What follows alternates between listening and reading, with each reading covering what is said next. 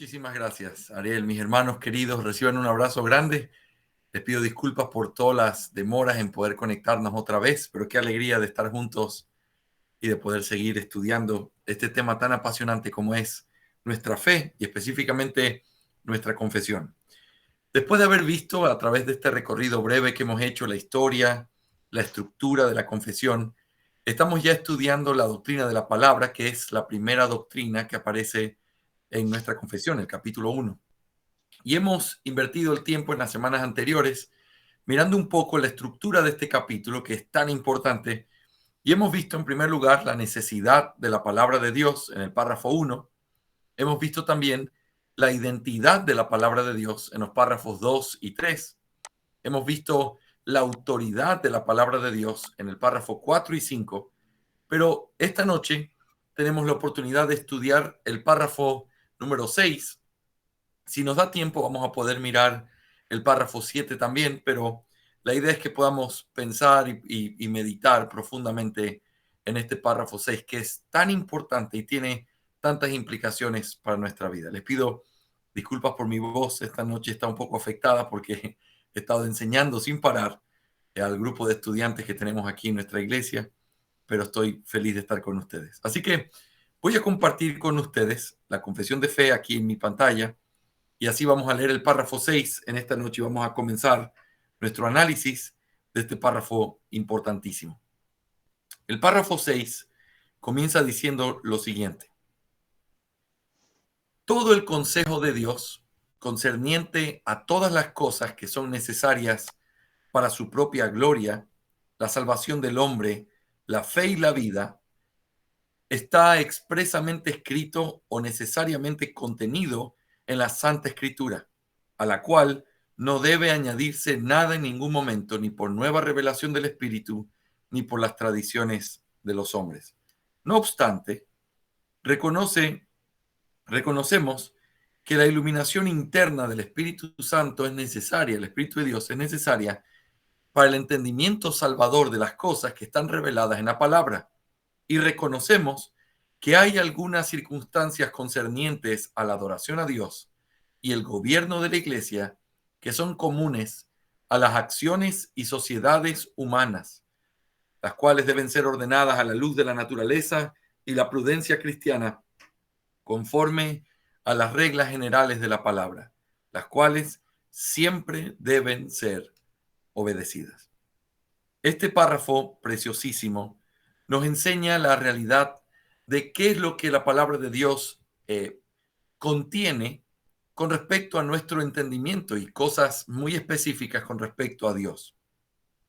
Hemos dicho, y perdónenme hermanos, debido a que estoy enseñando en diferentes lugares, a veces puedo volver a enseñar algunas cosas, pero Ariel, por favor me corrige si estoy repitiendo algo que ya vimos. Yo voy a comenzar a darle y tú me dices, eso ya lo vimos, pásalo, ¿ok? Así que con respecto a la suficiencia de las escrituras, nosotros tenemos que decir, la Biblia es suficiente, lo cual significa que ella tiene todo lo que se requiere y lo que se ha propuesto para las cosas que ella se ha propuesto. Pero no significa que la Biblia es todo suficiente en todos los sentidos, porque la Biblia es muy específica. Por ejemplo, si alguien quisiera estudiar historia del mundo, la Biblia es útil, pero no es suficiente porque hay muchas partes de la historia que la Biblia no las cuenta, porque no son parte de su enfoque, porque no es el propósito. Para estudiar matemáticas, ciertamente tú puedes mirar la Biblia y hay números y hay diferentes cifras. Sin embargo, no es suficiente para estudiar matemáticas, necesitas un libro de texto. Y la razón para decir esto es que la Biblia es suficiente para aquello que la Biblia se ha propuesto. ¿Y qué es lo que la Biblia se ha propuesto? Bueno, la Biblia se ha propuesto enseñarnos lo que necesitamos conocer sobre Dios, sobre la salvación del hombre y sobre la fe y la vida de aquellos que hemos creído. Así que la Biblia es suficiente no para todas las cosas, sino específicamente para aquellas que tienen que ver con el conocimiento y la gloria de Dios, la salvación de los hombres, la fe y la vida de los creyentes. Así que podríamos decir que esto entonces constituye la base de todo lo necesario para nuestra vida espiritual. Si nosotros miráramos, por ejemplo, el texto de prueba de 2 Timoteo capítulo 3, versículos 15 al 17, nos damos cuenta de que la Biblia dice que de la niñez ha sabido las sagradas escrituras, ¿te acuerdas? Las cuales son sabias, las cuales te pueden hacer sabio para la salvación que es en Cristo Jesús. Le está hablando a un niño, porque está hablando de Timoteo cuando es un niño, y le dice, la Santa Escritura te puede hacer sabio para la salvación. Por lo tanto, la Biblia es suficiente para el conocimiento salvador. Si alguien quiere saber cómo ser salvo de sus pecados, que corra a la palabra. Si alguien quiere saber cómo es que Dios salva al pecador, que corra a la palabra, porque la Biblia es suficiente para enseñarnos cómo ser salvos. Pero luego, el pasaje en 2 Timoteo 3, el versículo 16 y 17, los versículos siguientes de lo que estoy haciendo referencia, Pablo le habla a Timoteo diciéndole, toda la escritura es inspirada por Dios y útil para enseñar, para redarguir, para corregir, para instruir en justicia, a fin de que el hombre de Dios esté enteramente preparado, perfecto para toda buena obra. Este principio, mis hermanos, es vital porque la palabra no solamente es suficiente para el conocimiento salvador, sino también es suficiente, según este pasaje, para poder capacitar al hombre de Dios en todo lo que requiere su trabajo ministerial. Piensa en lo amplio que esto es. Cómo instruir a los hombres sobre el conocimiento de Dios, cómo guiarlos a la verdad, cómo mostrarles el camino correcto, cómo aconsejarles, cómo enseñarles a discernir en este mundo. Todo eso es lo que un siervo de Dios tiene que hacer y la Biblia es suficiente para poder capacitar a ese hombre, para poder guiar en todos esos caminos a toda esa iglesia. Si la Biblia es suficiente para guiar a un hombre de Dios a guiar a otros, entonces es más que suficiente para poder tratar en la vida del creyente y enseñarle qué es lo que el creyente debe hacer, cómo vivir, cómo honrar a Dios, qué cosas debe conocer, qué cosas Dios exige de él. Todo eso está en la Biblia y la Biblia lo tiene de manera suficiente. Por lo tanto, eso tiene una implicación directa bien importante. ¿Qué es lo que tú necesitas como creyente con respecto a tu vida espiritual? Solo necesitas la escritura. La escritura es suficiente para poder dotarte, capacitarte, guiarte, enseñarte, de manera que tú tengas todo el conocimiento requerido para saber qué es lo que Dios quiere que sepas y qué es lo que Dios quiere que hagas. Ahora, dentro del segundo párrafo que aparece en este párrafo 6, esa división, todo esto que estoy diciendo está siendo cualificado. A pesar de que la Biblia es suficiente, reconocemos la necesidad de la iluminación del Espíritu. Reconocemos también que se necesitan de hombres de Dios para enseñarnos, pero el punto es este. Es clave porque la Biblia es suficiente. Eso es lo que necesitas. Eso es lo que requiere un hombre. Eso es lo que requiere una mujer que quiere ser fiel en su camino. Eso es lo que requiere un joven para poder limpiar su camino. Es lo que requiere un anciano para saber cómo envejecer y cómo glorificar a Dios en esa edad. Todos obtienen el conocimiento que necesitan para la fe y para la vida en la palabra de Dios. Así que cuando hablamos de que la Biblia es suficiente, estamos diciendo que todo lo que ella contiene es lo necesario, lo suficiente para nuestro peregrinaje hacia el cielo, diciéndonos cómo ser salvos, pero también cómo ser santificados en este camino. Los antiguos puritanos dividían esto en dos preguntas. La Biblia contiene todo lo que el hombre debe saber con respecto a Dios y a la doctrina, y todo lo que el hombre debe saber sobre qué es lo que Dios requiere de ese hombre. Así está dividido nuestro catecismo bautista y están divididos los catecismos y diferentes tratados teológicos. ¿Qué es lo que debo saber y qué es lo que Dios pide de mí? Esas dos cosas, la Biblia es suficiente para decirte lo que tienes que saber y lo que tienes que conocer. Así que esa es la doctrina de la suficiencia. Pero aquí nosotros encontramos algunos detalles que tienen que llamar nuestra atención, porque entonces no solamente que es suficiente, sino que nos va a explicar ahora el párrafo cómo está expresado eso en la Biblia. Si la Biblia es suficiente para decirnos cómo ser salvos, Si la Biblia es suficiente para decirnos cómo poder vivir la vida cristiana, ¿cómo la Biblia lo dice? ¿De qué manera lo expresa? Y hay entonces dos frases aquí que son de suma importancia en nuestra comprensión de esta doctrina. La primera es que dice que este contenido está expresamente escrito, expresamente escrito. Esa frase significa que está dicho de una manera expresa. En el párrafo siguiente, nosotros vamos a encontrar la doctrina de la claridad de las escrituras que va conectado con esto. La Biblia, lo que tiene que decir, lo dice de manera clara. Lo dice para que los hombres lo entiendan.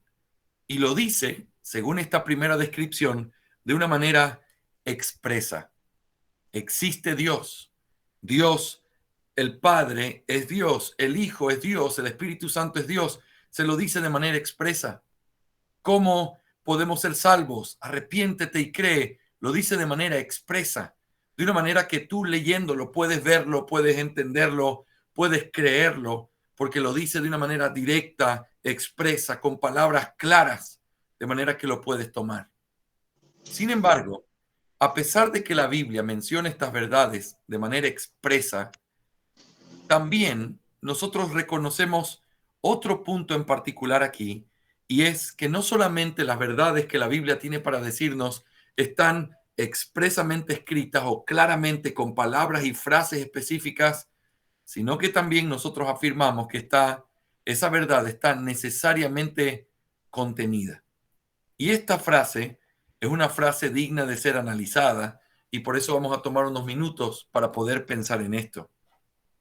Necesariamente contenida es o está contrastada con esta realidad de ser expresamente escrita. Necesariamente contenida es la idea de que, aunque no esté expresamente dicha, se puede llegar a esa conclusión a través de las cosas que la Biblia dice. No hace falta que se mencione la palabra o el término o la doctrina si tú puedes implicarla a través de otras verdades que son claras. No hace falta que diga membresía, porque la idea de una iglesia que está claramente distinguida, que tiene una lista específica de personas a las cuales se puede disciplinar, a las cuales hay que cuidar, porque vamos a rendir cuentas los pastores, todas esas verdades te llevan a implicar que la membresía es una doctrina bíblica. No está la palabra membresía, pero está la enseñanza que implica necesariamente que tiene que haber una membresía. Piensen esto. ¿Cómo nosotros como pastores podemos saber por quiénes vamos a rendir cuentas? Hebreos 13:17 dice que nosotros vamos a rendir cuentas un día por las almas de aquellos de quienes somos sus pastores.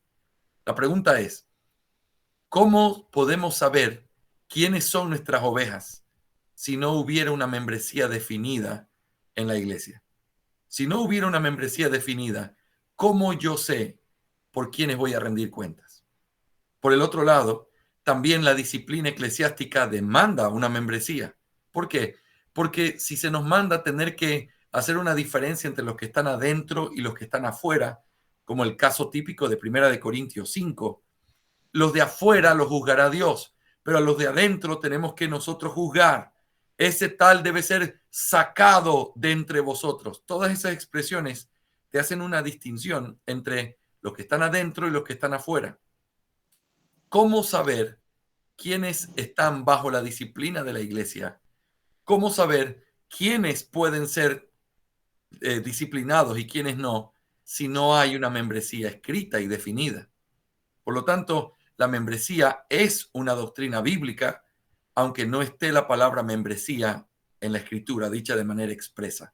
¿Me hago entender, mis hermanos? Lo mismo, quise usar esta ilustración para no usar la de la Trinidad, que es la más evidente y la que siempre usamos, ¿verdad? Pero esto es otro ejemplo de una doctrina que está necesariamente contenida. Ahora, esto nos lleva a una realidad importante.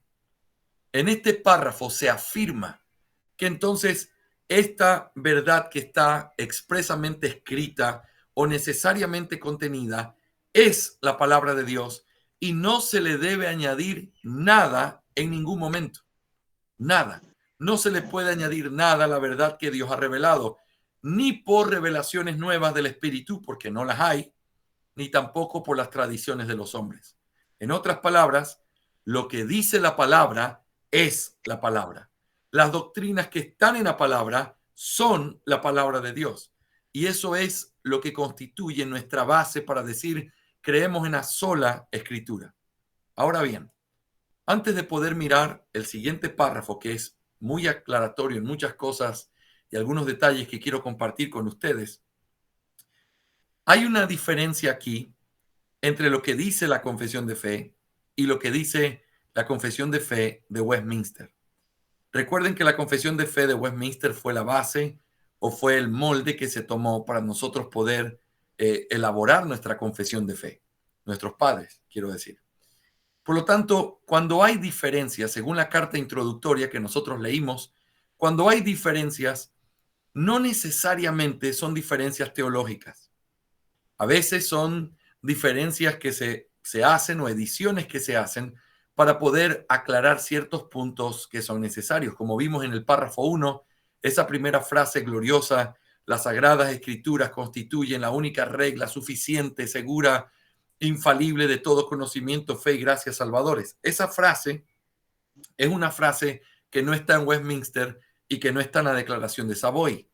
Sin embargo, no es porque los bautistas creían algo diferente, sino que añadieron eso para poder enfatizar algo que es parte de su propio contexto. Estábamos siendo acusados de que éramos anabautistas, así que había que aclarar un poco más lo que para los de Westminster y los congregacionalistas no era necesario aclarar. Para nosotros sí, por causa de las acusaciones. Ahora, esa añadidura no es un cambio doctrinal, es simplemente un énfasis en nuestro contexto. En el capítulo 2, que lo vamos a ver pronto, en el capítulo 2 se cambia la palabra persona por la palabra subsistencia. Es otro cambio, otra edición en comparación con Westminster.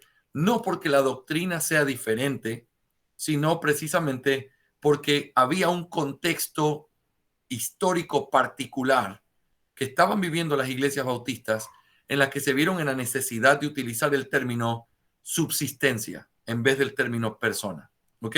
Cuando lleguemos ahí, lo vamos a ver. Pero aquí, entonces, nos surge una duda. Siempre que hay un tipo de edición o de cambio en la forma que se pone el párrafo en comparación con Westminster, siempre significa que es simplemente una forma de reforzar o volver a decir lo mismo, o a veces cuando hay cambios es porque querían mostrar un cambio en su doctrina o su manera de entender. Este es uno de los lugares en donde en nuestra confesión tenemos que replantearnos esa pregunta. Y por supuesto, algunos han respondido, no, aquí no hay ningún tipo de cambio. Simplemente la confesión de Westminster dice, está expresamente escrito o por buenas y necesarias consecuencias. Los bautistas cambiaron esa frase y pusieron o necesariamente contenido. Y entonces algunos dicen, es solamente como claridad, pero no es un cambio doctrinal. Otros, como el amado doctor John Fesco, que es un erudito en la doctrina de Westminster y es un paidobautista muy conocido, él afirma en su comentario que este cambio se dio porque los bautistas particulares no creían en las implicaciones o en las consecuencias, sino que eran biblicistas. Lastimosamente tenemos que decir que no podemos estar de acuerdo con el amado doctor Fesco en este punto, porque si los bautistas hubieran sido biblicistas, lo cual significa, si no veo la palabra, si no lo leo en el texto, entonces no lo creo, si ellos hubieran sido esto, no hubieran sido trinitarios, o no hubieran creído en la membresía de la iglesia, o no hubieran creído en el cambio del día de reposo del sábado al domingo. No lo hubieran creído porque ninguna parte del texto dice expresamente eso, sino que se llega a través de consecuencias. Por lo tanto, no es el caso y no podemos sostener de ninguna manera que los bautistas eran biblicistas. No lo eran. Eran bíblicos. Y los bíblicos creemos en consecuencias, en que no necesariamente tiene que estar la palabra si está la doctrina. Y eso es importante. Entonces, si no es por una diferencia, ¿significa entonces que creemos lo mismo? El amado doctor James Renihan dice, no, Creo que el cambio que se hace aquí entre los bautistas y los de Westminster es porque había una diferencia. Y yo quiero que me regales los próximos 5 o 6 minutos, pero que me prestes toda tu atención, porque este punto es bien importante en nuestra doctrina. ¿Ok? Creo que hemos mencionado esto en algunas de las clases anteriores, pero quiero volver a enfatizarlo para poder aclarar un poco la idea. Cuando en la Confesión de Westminster dice, por buenas y necesarias consecuencias, ellos al hablar de esto están hablando de algo que nosotros creemos. Nosotros creemos que tú puedes llegar a la Biblia a ciertas conclusiones por buenas y necesarias consecuencias. Sin embargo, el argumento del doctor Renihan aquí, que creo que realmente es lo que sucede en este contexto histórico, es que los paidobautistas en este argumento, ellos dan por sentado ciertas cosas que no deben ser dadas simplemente por entendido. Buenas y necesarias son dos cosas diferentes. Las consecuencias buenas son ciertas cosas a las que tú puedes llegar como consecuencia natural, como una consecuencia al interpretar y decir, esto es una buena consecuencia a partir del texto. Yo estoy predicando y digo, y por lo tanto, hermanos, esto demanda que nosotros vivamos de esta manera, de esta manera y de esta manera. Esa es una buena consecuencia. Es buena porque surge de la escritura, es buena porque la tomo directamente de lo que dice, pero también esa buena consecuencia no se convierte en algo obligatorio de que aquel que la niegue entonces no es cristiano, sino que se convierte en una buena consecuencia como algo que surge del texto. Pero cuando hablamos de una consecuencia necesaria, estamos hablando de una consecuencia que es vinculante, lo cual significa, si tú lo niegas, estás negando la escritura. Si tú niegas este principio, estás negando lo que la Biblia claramente enseña a través de estas implicaciones lógicas de este texto. Ahora, los bautistas lo entendían así, los presbiterianos también, pero pareciera que en la práctica hay una inconsistencia con respecto a esta distinción entre buenas y necesarias. ¿Por qué? Porque las buenas consecuencias son consecuencias a las que se puede llegar mirando el texto, pero consecuencias necesarias son consecuencias, como ya dije, vinculantes, no las puedes cambiar. Surgen de aquellas cosas que están marcadas en la ley dada por Dios, que si tú las niegas, niegas la palabra. Las dos cosas no son lo mismo y ahí es donde hay que aprender a hacer distinción. Si tú niegas la Trinidad, aunque llegamos a la Trinidad por necesarias consecuencias, si tú la niegas, tú no eres cristiano. Pero tú no puedes poner la Trinidad y el bautismo de infantes en la misma categoría. ¿Por qué no? Porque el bautismo de infantes no es una necesaria consecuencia, es una implicación, es una argumentación lógica de ciertos textos a donde ellos llegan a eso, pero el problema es que nunca se puede hacer una conclusión basado en algo que tiene que ser dado de manera directa de parte de Dios. Piensa en esto, y esto es clave cuando entendemos nuestra teología pactual, y esto es lo que se llaman las leyes positivas. Las leyes naturales son aquellas que tú llegas a través de la observación y a través de cosas que tú puedes intuir por medio de tu conciencia al considerar ciertas cosas y decir, eso es así. Te voy a poner un ejemplo. Los puritanos, guiados por la enseñanza de Calvino, quien fue realmente el primero en tratar de hacer un entendimiento así, tomaron los 10 mandamientos y aplicaron una hermenéutica especial para poder entender cómo se debía interpretar cada mandamiento.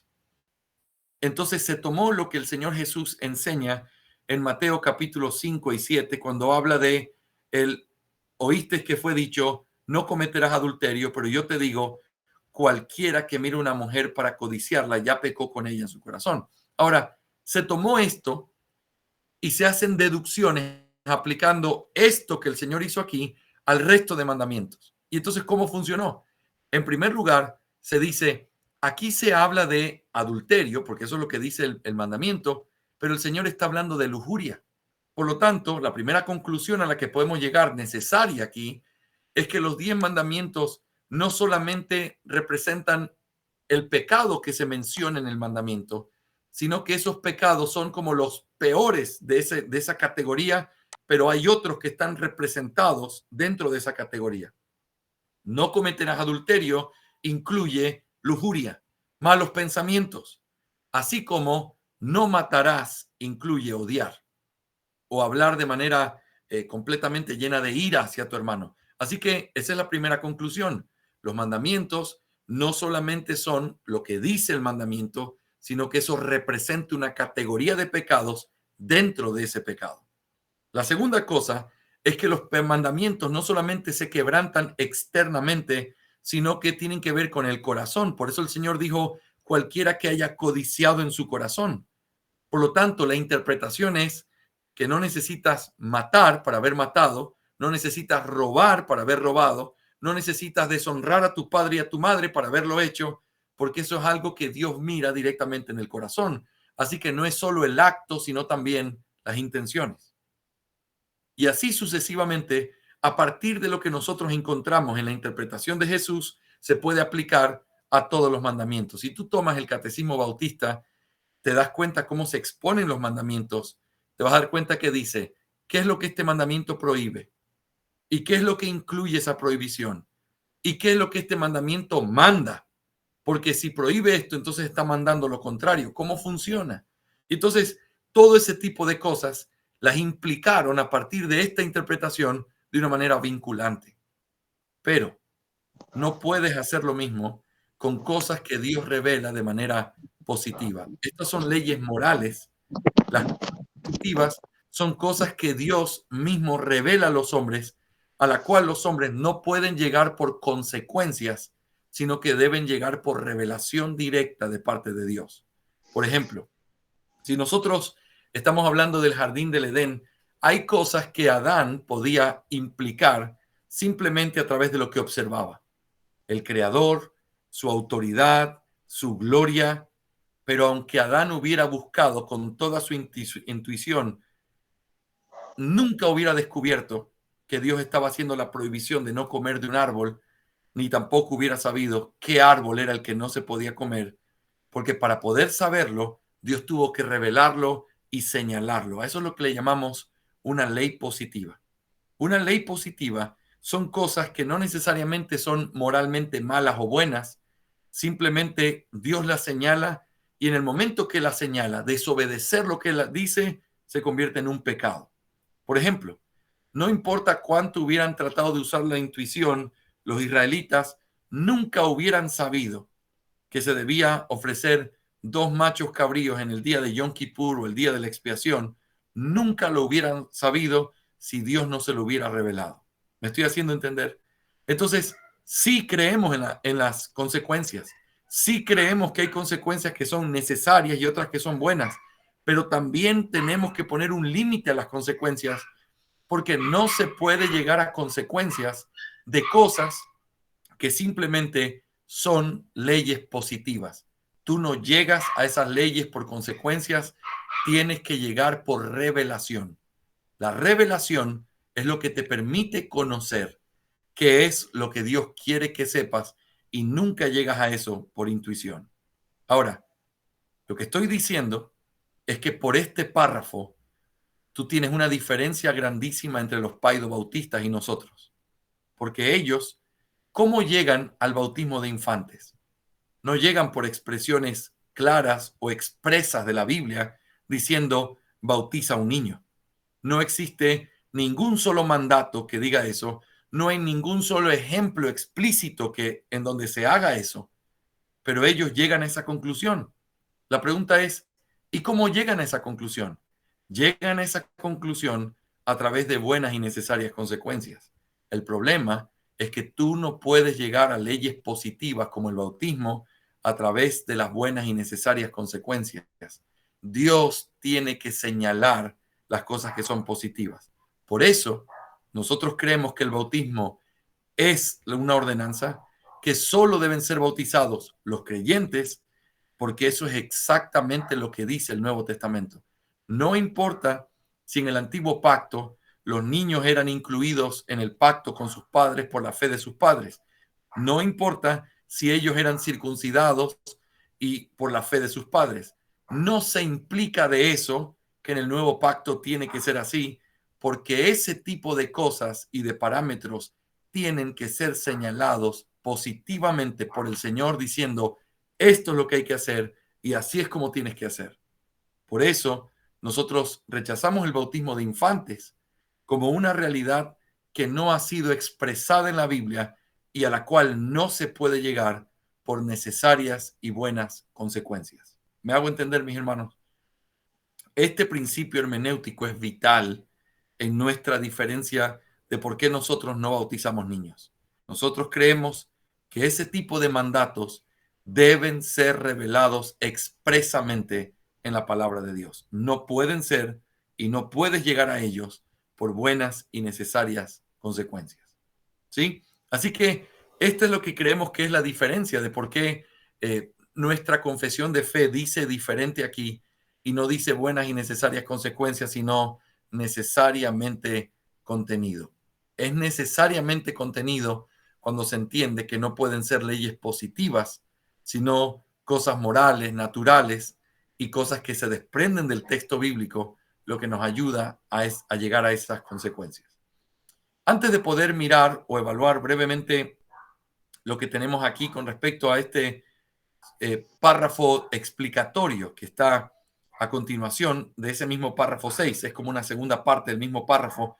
Quiero saber si hay alguna pregunta sobre esto que he enseñado con respecto a las buenas y necesarias consecuencias, si me pude hacer entender sobre la diferencia que hay y por qué creemos que esto es un principio clave hermenéutico que nos lleva necesariamente al bautismo de creyentes solamente. Quiero saber si alguien tiene dudas o preguntas, mis hermanos, sobre este tema, o si me hice entender, o cualquier comentario que quisieran hacer. Es más que bienvenido. Lo que yo quiero saber es que estamos tomando todo lo que se puede de esta enseñanza.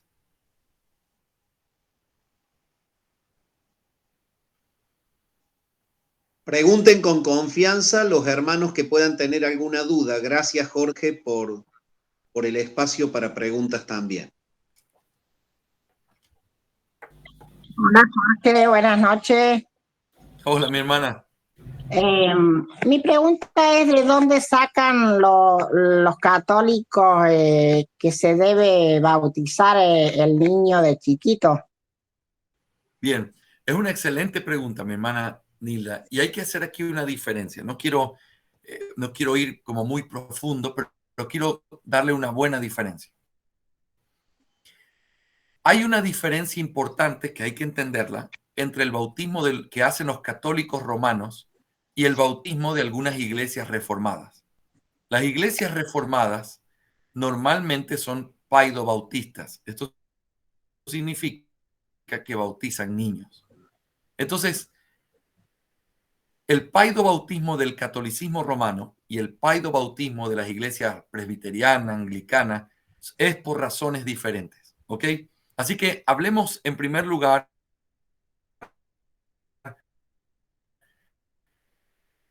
de dónde sacan los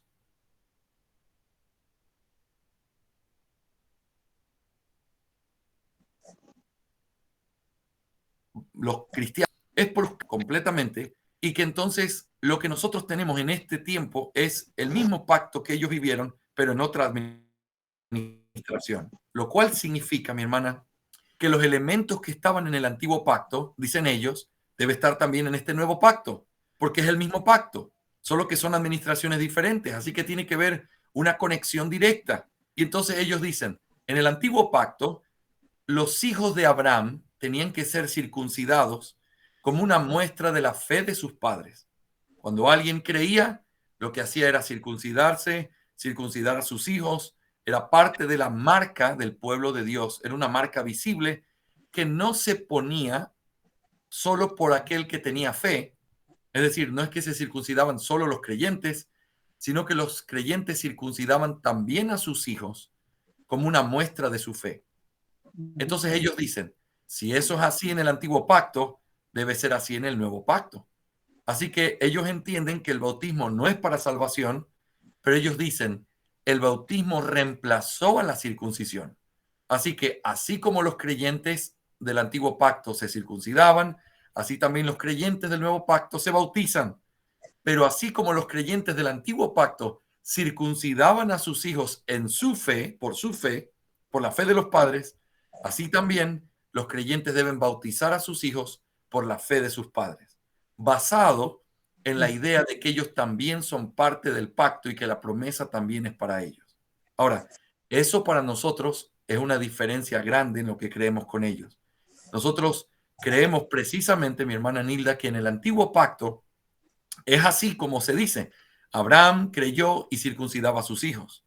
Sin embargo, en el nuevo pacto ya no es así.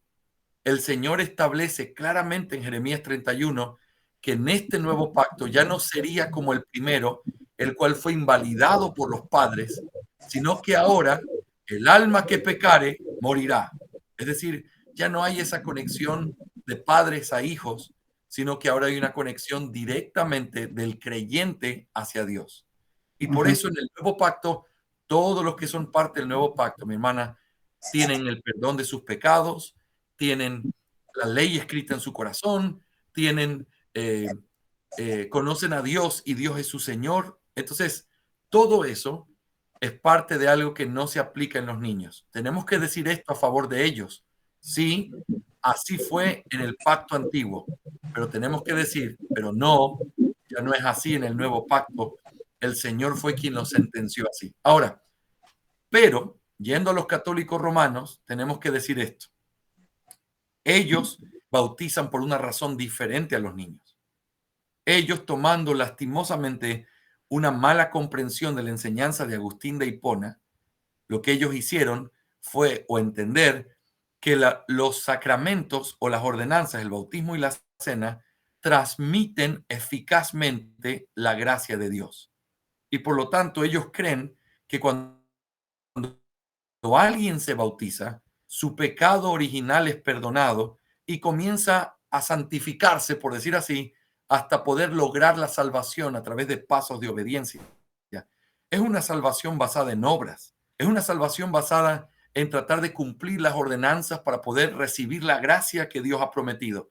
Pero es una terrible mala interpretación de la palabra de Dios, lo cual hace que ellos crean en una salvación por obras que es ayudada por la fe. Así que la razón es diferente, están completamente equivocados. Lo que hacen los católicos romanos es algo completamente contrario al evangelio, detestable por causa de lo que ellos dicen, pero no es así con nuestros hermanos reformados que bautizan niños, porque sus razones son diferentes. Ellos no creen que la salvación es por bautizar a sus hijos. Ellos simplemente creen que el bautizar a sus hijos muestra su fe y el hecho de que ellos también son parte del pacto. ¿Me hago entender, mi hermana querida? Sí. Bueno, yo bauticé a todos mis hijos porque no conocía de Dios. Bauticé a mis hijos chiquitos, pero a mí nunca me hablaron de la salvación. O sea, yo creo que eso lo hice por tradición, o sea, no sé, porque a mí me bautizaron de chiquita, yo bauticé a mis hijos, y es como una cadena que se va haciendo, ¿viste? Pero no tiene sentido, no tiene... Exacto, es exactamente como usted lo ha dicho, mi hermana querida. Es una tradición, pero si usted le preguntara a un padre, vamos a imaginarnos que volvemos en el tiempo y usted está por bautizar a uno de sus hijos y usted dice, padre, ¿y por qué tengo que hacer esto? Lo hago por tradición, pero ¿por qué lo hago? Ese padre le diría, hija, porque esta es la forma en la que Dios perdona los pecados de estos pequeños y esta es la forma en la que ellos comienzan a preparar su camino para el cielo. Entonces, no explican la doctrina porque ellos no están interesados en que la gente entienda la doctrina, sino Claro. simplemente que pertenezca a la institución, porque fuera de la Iglesia Católica para ellos no hay salvación. Así que todos los que son parte de la Iglesia Católica tienen ofrecida esa salvación y su camino a la salvación es hacer estas obras que los van perfeccionando. Ahora, como no las pueden terminar en esta vida, cuando mueren van al purgatorio. Y entonces tenemos que orar por ellos y rezar por ellos, supuestamente, para que se termine de cumplir todo lo que necesitan y finalmente sus almas sean purgadas y pasen a la presencia de Dios. Gracias a Dios que Dios nos rescató de esa oscuridad, ¿sí o no? Gracias, Podemos, sí. y podemos decirlo con La alegría, Gracias, Señor, por haber abierto nuestros ojos y mostrarnos que nadie puede, por ningún esfuerzo humano, pensar que puede encontrar la salvación agradando a un Dios infinitamente santo. La única Amén. manera es a través de Jesucristo, el Cordero de Dios, ese sustituto que vino para que se cumpliera la justicia de Dios sobre él, de manera que nosotros, los culpables, podamos ser justos por causa de aquel justo que murió por nosotros. Gloria a Dios por Amén. eso. Amén. Gracias, gracias, ¿eh? Con mucho gusto, mi hermana. No sé si hay alguna duda más adicional sobre esto antes de irnos a la última parte del párrafo. Mi hermano Jesús. Jorge, dos consultas. La edad del infante en la iglesia bíblica bautista hoy, ¿cuál sería la edad máxima de un infante? Como para poderlo bautizar. Para que diga, quiero bautizarme. Sí, Me arrepentí del pecado, quiero ser bautizado. es una excelente pregunta, Jesús. Bueno, yo te diría una cosa primero. La palabra infante es una palabra que evoca a un bebé recién nacido hasta que tiene unos 3 o 4 años. Entonces, sería cuando un joven, un muchacho puede bautizarse, ¿verdad? Esa sería la pregunta, porque el infante no debe ser bautizado porque no puede creer. Pero un niño, vamos a decir un niño, nosotros tenemos que hacer esta distinción. Número uno, y por cierto, Jesús, quiero decirte, es un tema delicado, pero quiero responder con la mayor sabiduría que yo pueda, ¿ok? Número uno, lo primero que tenemos que saber es que los niños pueden creer. ¿Estamos todos de acuerdo? Un niño puede creer. Un niño puede arrepentirse y puede venir. Yo le repito todos los días a mis hijos, todos los días. Cree en el Señor Jesucristo. Ven a Él. Arrepiéntete de tus pecados, porque tú puedes. Y si no quieres creer, es porque no quieres. No hay ninguna excusa, porque en tu edad tú entiendes lo que es el pecado. Tú puedes venir a Cristo. Estoy hablando desde el lenguaje de la libre oferta, ¿verdad? Todos sabemos que nadie puede ir a Dios a menos que el Señor lo traiga, pero nuestra responsabilidad es hablarle al pecador, ven a Cristo, arrepiéntete de tus pecados, corre a Él. Eso es lo que les digo a ellos y se los digo bajo esta base. Tú puedes creer. Así que debemos creer que los niños pueden ser salvos y eso nos lleva a tener que predicarles, enseñarles, insistirles constantemente. Pero el hecho de creer o haber creído es bien importante enseñarles a ellos que es necesario para ser bautizado el hecho de que se puede evidenciar fruto en sus vidas. Las iglesias tenemos que estar preparadas para saber que los niños pueden ser salvos, pero que es necesario un tiempo prudencial para ver que realmente hay fruto en su vida. Porque tú sabes, Jesús, al igual que yo, y me imagino que todos nosotros esta noche, ¿cuántos jovencitos han sido bautizados siendo inconversos? Y se bautizan porque estaban ahí en la iglesia animados, sus amiguitos se bautizaron porque les dijeron que ese era el siguiente paso y llegan a su época de juventud y simplemente viven como lo que son, como alguien que nunca ha conocido al Señor Jesucristo.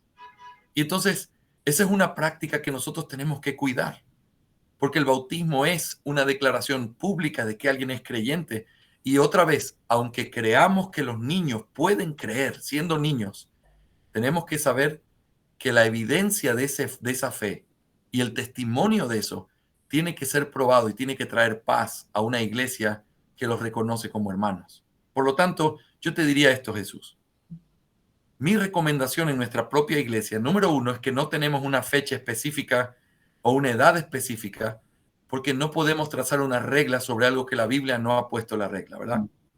En segundo lugar, sí les recomiendo a los padres cristianos y les digo, hermano, me encanta lo que tu hijo está haciendo, me encanta verlo progresando en la fe, me encanta todo eso, pero te recomiendo que sigas tratando con él, que sigas mirando cómo está su corazón, porque hay muchas cosas que cuando uno es niño no puede probar o no puede verse porque no está en la necesidad de hacerlo, como por ejemplo el hecho de venir a la iglesia.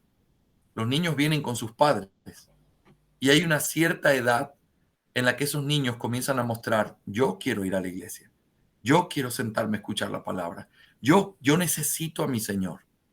Ese es el fruto que uno espera en alguien que ha nacido de nuevo, ¿sí o no? También, cuando es niño, todavía no ha experimentado ciertas luchas naturales con las que se va a enfrentar con su carácter, con su vida, en su adolescencia, que es necesario que las tenga que vivir y probar en ese tiempo que es un creyente.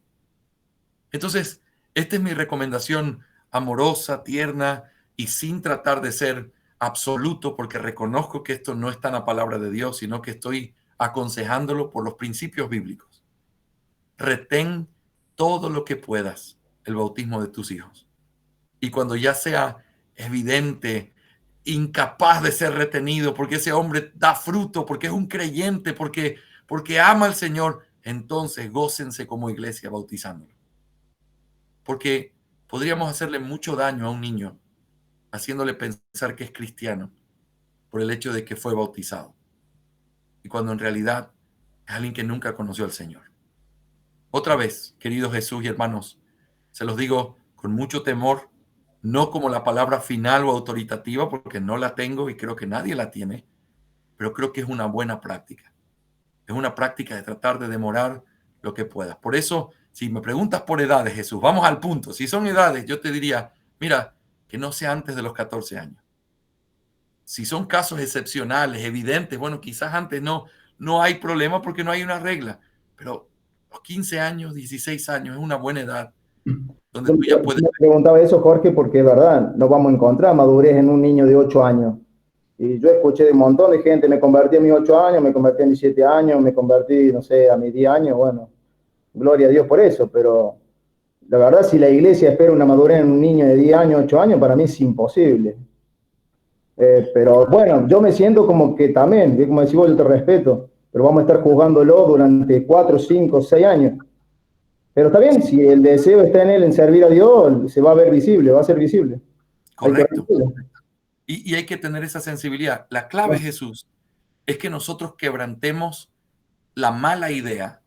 Los niños no entienden, los niños no saben, los niños no pueden creer. Eso es lo que tiene que morir. Todavía caemos en eso, es triste. Sí, porque los niños sí pueden creer y deben creer y debemos insistirles. Nosotros tenemos en nuestra iglesia unos jovencitos hermosos que tú los ves, yo los veo y digo, esta gente es la que me motiva mirándolos, llevando su Biblia, tomando apuntes. Tú ves cómo se visten, ya están en una edad, 14, 15 años, tú ya los ves en una edad donde ellos escogen ciertas cosas de cómo se visten, donde ellos podrían quedarse en la casa por pretexto de los papás diciendo, es que tenía deberes que hacer, como muchos jovencitos.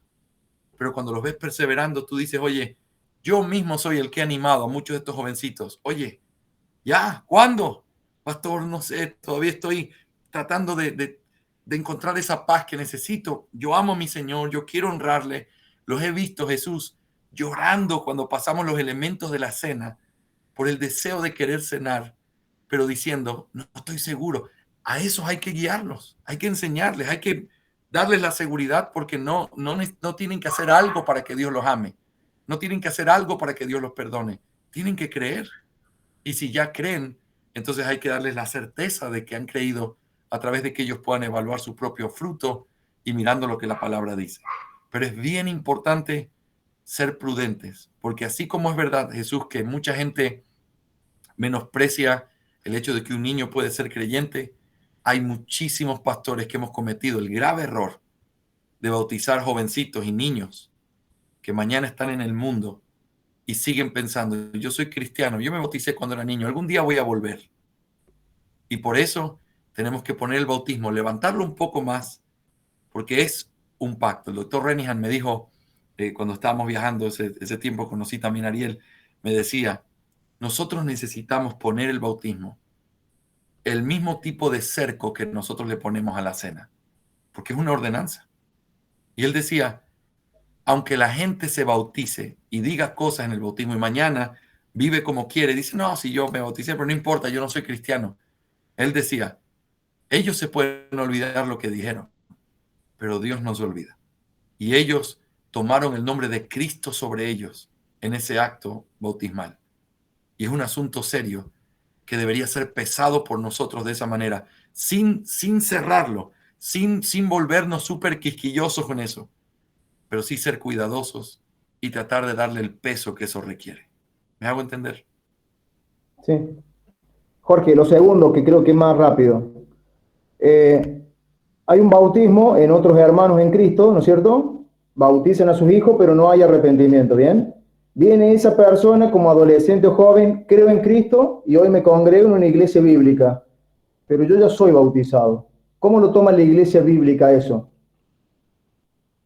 no es válido? ¿Sí es válido ese bautismo? ¿Ese muchacho muestra evidencia de ser un creyente? Ah, bueno, por eso te digo, vamos a decir que la evidencia está de que ya es Sí, creyente. sí. Pero Si este él, viene a decir que su familia lo bautizó en otra iglesia bautista. pero no entiendo, ¿lo bautizaron él queriendo ser bautizado, siendo Vos creyente? recién No, explicaste, vos recién explicaste que hay otros hermanos que bautizan a sus hijos, sí. pero no hay arrepentimiento, Ah, ¿bien?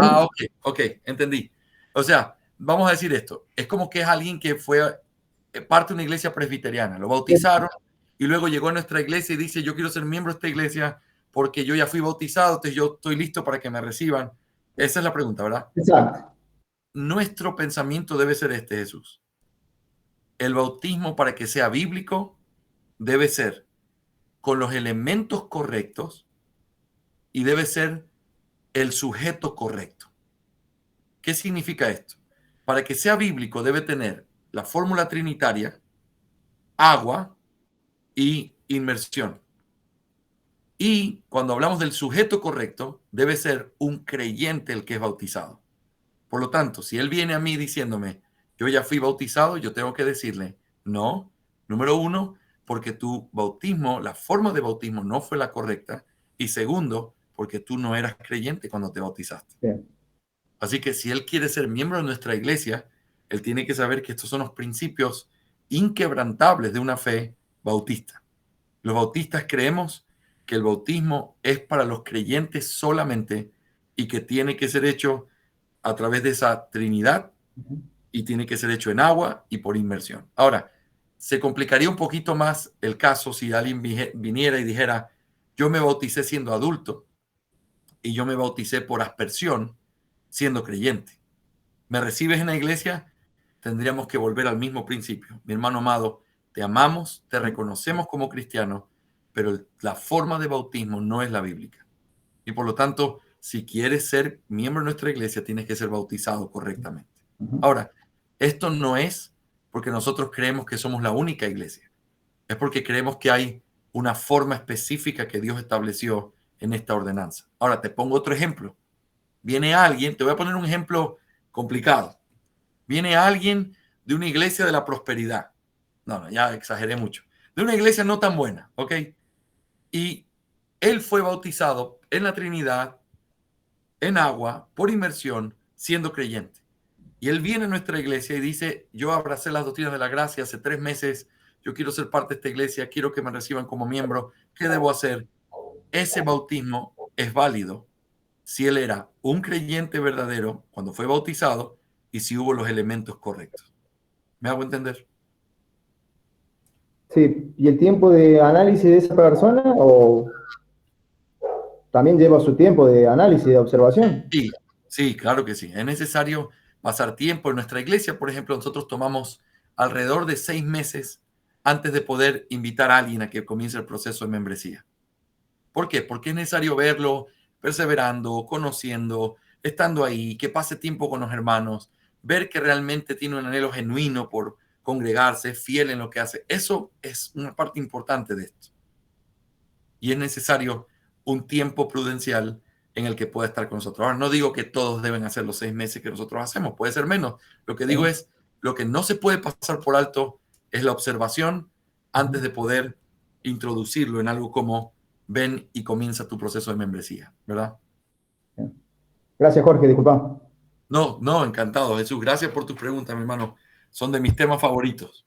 Ok, antes de poder terminar nuestra clase hoy, estoy muy contento de que hayamos podido hablar un poco sobre estos temas.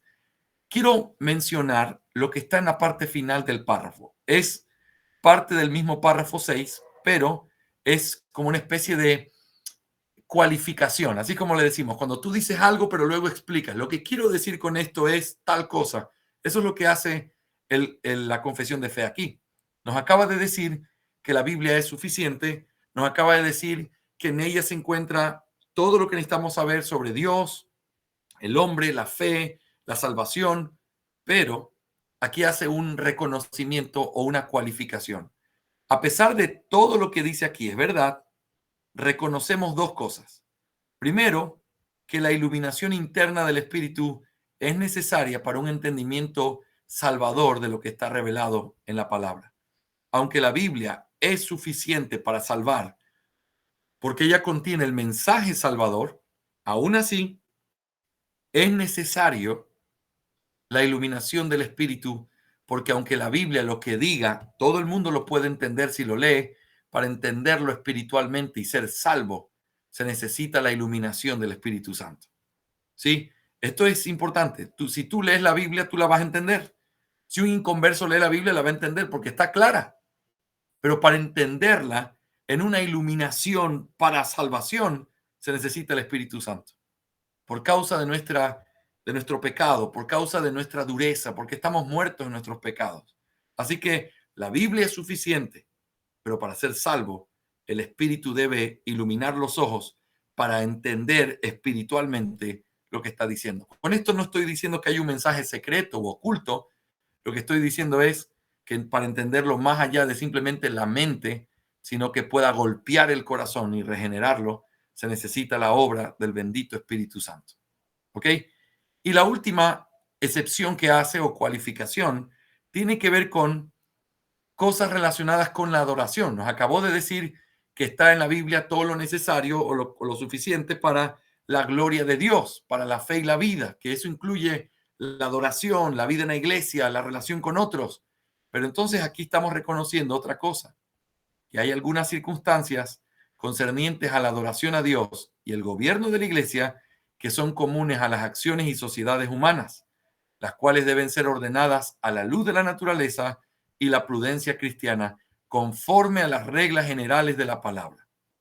Esto de aquí es otra cualificación bien importante y tiene que ver con precisamente la adoración.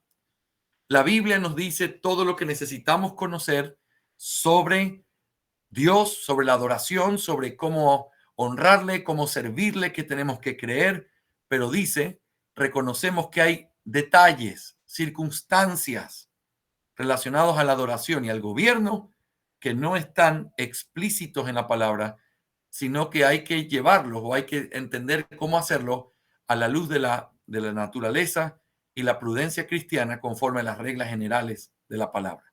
Ahora, ¿a qué se refiere aquí? No está hablando de los elementos de la adoración o de los elementos del gobierno, está hablando de las circunstancias.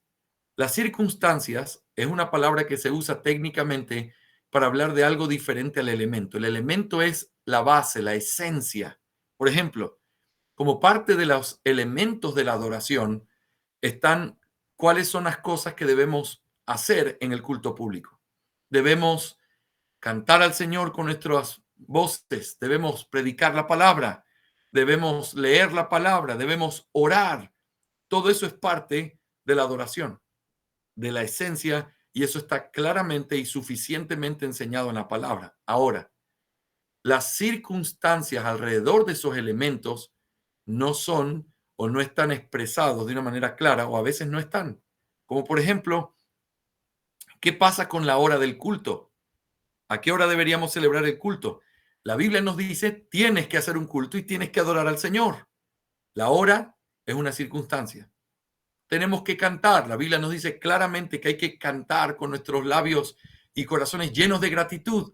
Pero ¿qué vamos a usar para cantar? ¿Deberíamos usar himnarios? ¿Deberíamos usar un PowerPoint? ¿Deberíamos mandar mensajes al grupo de WhatsApp de la iglesia? ¿Cómo debería ser para tener las letras para cantar? Eso es una circunstancia. Los instrumentos son una circunstancia, porque no están regulados como un elemento de la palabra, simplemente son cosas que acompañan eso esencial que la Biblia enseña, que es el canto congregacional. Así que yo quiero decirles algo que es clave aquí. Con respecto al gobierno y con respecto a la adoración, tiene que haber tolerancia y paciencia entre las iglesias y entre los hermanos, por causa de que hay ciertas circunstancias que son concernientes a esto que no están expresadas ni contenidas necesariamente, sino que uno debe llegar a ellas a través de reglas generales y a través de la luz de la naturaleza y la prudencia cristiana. Te voy a poner un ejemplo. si en Córdoba hace muchísimo frío en la época de invierno, de manera que, y muchos hermanos tienen que venir a pie porque no tienen auto, entonces no sería conforme a la prudencia cristiana pedirle a los padres que saquen a sus hijos a las 6 de la mañana para que puedan llegar al culto que es a las 6:30, porque eso no sería sabio ni santo para con ellos. Claro que tienen que adorar, claro que tenemos que reunirnos, pero claro que tenemos que ser prudentes. Y eso es parte de esa prudencia, de ese orden que el Señor nos ordena en estas cosas. No están en la palabra, no las vas a encontrar, pero tienen que ser regulados por los principios generales, por la ley de la naturaleza y por la prudencia cristiana. Así que esto es importante entenderlo porque no hay una forma. Esta es la forma. Si no lo haces así, entonces no estás en nada. No están así. No están así. En la esencia de la adoración, en la esencia del gobierno, debe ser así. Y en eso no hay nada que discutir. Porque la Biblia habla y nosotros callamos. Pero si tú usas himnarios y yo uso un PowerPoint, no me critiques. No te pelees conmigo. No digas que yo no soy reformado. Porque eso sería incorrecto. Así como yo tampoco debo decir si tú usas una guitarra y no el piano de cola que yo tengo en mi templo. No tenemos ningún piano de cola, vamos a ponerlo como ejemplo. El piano que yo tengo, y como tú no tocas piano, entonces tú no cumples con el principio regulador. Hermanos, esto es un llamado de atención a poder encontrar un buen equilibrio en ciertas cosas que no están expresamente dichas ni necesariamente contenidas, pero que hay que tomar una decisión. ¿Vamos a tocar el piano? ¿Vamos a tocar una guitarra? ¿Vamos a tener un himnario? Esas decisiones hay que tomarlas a la luz de la prudencia cristiana, de la luz de la naturaleza y de las reglas generales de la palabra. Podríamos hablar de esto toda la noche, porque esto no es simplemente una excusa, esto es principios. La luz de la naturaleza te dice qué es lo que tú puedes ver y observar en lo que está a tu alrededor, aunque no nos dice qué tipo de ritmo podemos poner en el culto. La luz de la naturaleza te enseña que hay ritmos que no fueron hechos ni para la solemnidad, ni para adorar a Dios, ni para... Solo la luz de la naturaleza. No necesitas una teología completamente explícita sobre esto, sino que tienes esa luz de la naturaleza para entenderlo.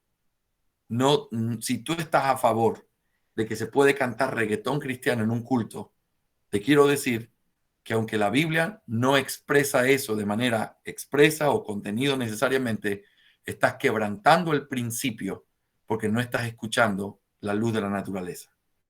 Y lo mismo pasa con la prudencia cristiana. Si hoy en Ecuador las cosas están terribles en la parte de seguridad, y si yo comienzo a convocar a la gente a que venga a orar a las 8 de la noche o 10 de la noche a nuestro templo, yo estoy quebrantando el principio. Y yo sería un necio si yo me pongo a decirle a la iglesia, a ver, pero muéstreme en la Biblia dónde estoy mal. Pastor, usted está mal porque usted no está usando la prudencia cristiana. Usted está mal porque usted está quebrantando las reglas generales de la Escritura. Usted no está pensando en el bienestar de los hermanos. ¿Me hago entender? Así que en estas cosas necesitamos mucha prudencia, mucha gracia. Necesitamos ser precisos en la Escritura. Pero necesitamos también saber que estas excepciones fueron puestas para que nosotros entendamos cómo se equilibra este principio de la suficiencia de las Escrituras. ¿Ok?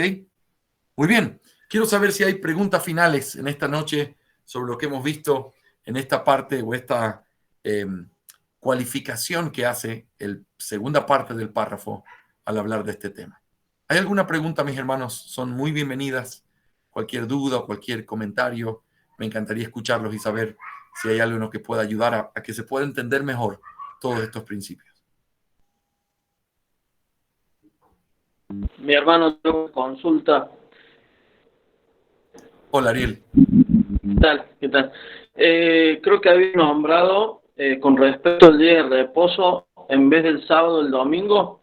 Si me lo podrías repetir, ¿cuál es el principio? ¿Por qué se hizo ese cambio? ¿Puede ser? Sí, claro, claro que sí.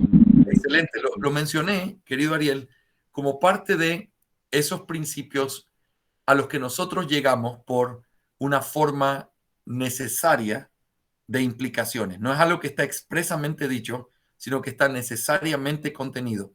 Ahora, ¿cuáles son los principios? Te voy a decir brevemente o a resumir los principios. Número uno, Dios tiene una ley universal y esa ley universal es la ley que rige la moralidad en toda la creación y en todo el universo, que es lo que Él es. Lo que Dios es lo que determina lo que es verdad, lo que es mentira, lo que está bien y lo que está mal. Dios, al crear al hombre a su imagen y semejanza, puso en el hombre este sentido de entender cuáles son estos principios morales, porque el hombre nace con esa capacidad de saber. El hombre no es amoral, el hombre nace con un claro entendimiento moral de las cosas. Por eso no necesitan que nadie les enseñe lo que está bien o mal. Eso está marcado en su alma como parte de la imagen de Dios. Ahora, esa ley universal, espiritual, que fue puesta en la conciencia de los hombres, Dios la codificó en 10 mandamientos y la resumió en esos 10 mandamientos de manera que esta ley espiritual pudiera ser entendida en forma de 10 ordenanzas. Una de esas ordenanzas es: acuérdate del día de reposo para santificarlo. 6 días harás toda tu obra, mas el séptimo es el día para reposar. Ahora, la forma en la que Dios lo establece es bien importante, porque entonces uno tiene que pensar en lo siguiente. La ley universal, la ley espiritual, la ley moral de Dios incluye reposar un día de los 7 que tenemos para poder dedicarlo al Señor. Eso es moral. Eso no tiene que ver con ceremonias, no tiene que ver con Israel o con la iglesia. Eso es universal y moral. Ahora, en el antiguo pacto, cuando Dios la codificó, lo pone y aparece como el séptimo día, porque el séptimo día fue el día que Dios descansó después de hacer su creación, y entonces codificó ese día de reposo siendo el séptimo día. Ahora bien, cuando Cristo muere en la cruz y resucita, una nueva creación se establece y por lo tanto el recordatorio de la primera creación era ese séptimo día en el cual Dios descansó de sus obras. El recordatorio de esta nueva creación es el primer día de la semana en el cual Cristo, al resucitar, descansa de sus obras. Él cumplió todo lo que tenía que hacer. Ahora, esto entonces queda marcado, aunque no hay ningún mandato expreso que diga ahora el domingo es el día del Señor o el día de reposo. Tú lo puedes ver a través del ejemplo apostólico de que el día que ellos se reunían para adorar a Dios era el primer día de la semana. Y ese día se reunían a partir el pan, a adorar al Señor, a orar, a poder tener comunión entre ellos. Y entonces, el primer día de la semana es lo que en el nuevo pacto se establece como la codificación o la aplicación de esa ley espiritual y moral en el nuevo pacto. Por lo tanto, nosotros vemos y entendemos esto a través de las palabras de Juan cuando dice: estaba yo en el Espíritu en el día del Señor. La expresión día del Señor implica un día que le pertenece a Él, que es suyo, y que evidentemente no es el día de reposo o el Shabbat judío, sino el día en el que Él estaba buscando al Señor con el corazón, el mismo que la iglesia guardaba, el mismo que los discípulos nos enseñaron. Por lo tanto, en nuestra confesión de fe dice lo siguiente, Ariel: la ley de Dios o el día de reposo es una ley moral, eterna y positiva. La palabra positiva es lo que hace que el día de reposo no sea el sábado, sino un día de cada 7. Por ser positiva es que en el antiguo pacto fue el sábado, pero en el nuevo pacto es el primer día de la semana. El mandamiento es el mismo, la eternidad de ese mandamiento sigue siendo la misma, su aplicación en el nuevo pacto es diferente al anterior. Eso, llegamos nosotros a esa conclusión por buenas y necesarias consecuencias. ¿Me hago entender, mi hermano? Espero que ese resumen breve haya servido de algo. Sí, sí, muchísimas gracias. Con mucho gusto, mi hermano querido. Muy bien. Pastor Ariel, I gotta go. Me tengo que ir. Pero Entendemos eso. Solamente te pido que te quedes, oramos para cerrar. Te agradezco mucho, querido, muy instructiva la clase. Todo esto está siendo grabado y está siendo subido en la página y queda para que también sea de bendición para otros. Gracias por tu esfuerzo. Le voy a pedir a John que por favor termine la reunión orando y nos despedimos. Ya estoy en contacto contigo para ver si el miércoles que viene seguimos. Así lo anuncio a la iglesia. John, ¿podés orar para terminar? Perdón, que yo estaba aquí, que justo tocaron la puerta. Bien. Sí, ahí. Padre, te damos gracias en esta noche. Realmente es un privilegio el deleitarnos en tu palabra. Gracias por nuestro hermano que con todo amor y con la fidelidad, Señor, que caracteriza, Señor, la verdad de tu palabra. Agradecemos que seamos edificados en ella y como iglesia podamos crecer juntos, siendo, Señor, edificados en tu palabra. Agradecidos estamos, Señor, porque has dotado a tu iglesia, Señor, con estos dones, en el caso de nuestro hermano, para como maestro, al enseñar de una manera tan clara tu palabra. Oramos para que esta confesión, el estudio y la confesión de fe, nos pueda ayudar para seguir poniendo los fundamentos en nuestras iglesias bíblicas acá en Argentina, y con estos fundamentos firmes, las iglesias puedan crecer fortalecidas en tu palabra.